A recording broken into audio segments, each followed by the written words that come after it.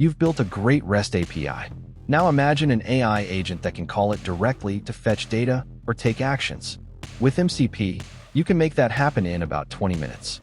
MCP, or Model Context Protocol, is an open standard that lets AI models securely access external tools and data.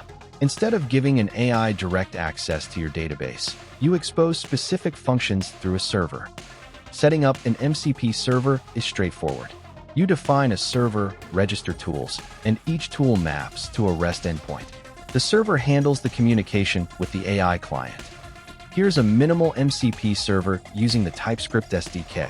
We create a tool called getUser that calls our REST API and returns the data as JSON. Each MCP tool usually calls one REST endpoint, but you can combine multiple endpoints or add transformation logic. Remember, the AI can only access what you expose, so keep your tool list tightly scoped to protect your system. With MCP, you connect your REST APIs to AI agents in minutes. Start small with a single tool, test thoroughly, and expand as you go. Thanks for watching.